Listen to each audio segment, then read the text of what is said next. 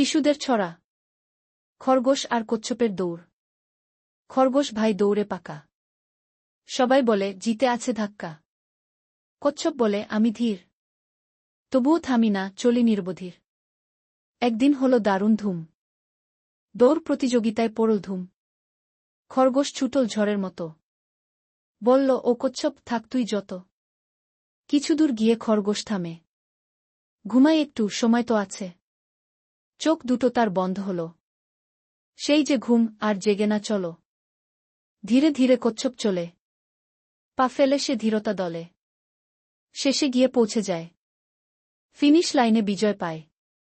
জেগে উঠে খরগোশ দেখে। কচ্ছপ হাসে জয়ের মতো দেখে। লজ্জা পায় খরগোশ ভাই। অহংকারে ভুল করেছিলাম তাই। ছড়ার শিক্ষা। ধীরে চলা তেমন দোষ নয়, নিয়মিত চলা বড় শক্তি হয়।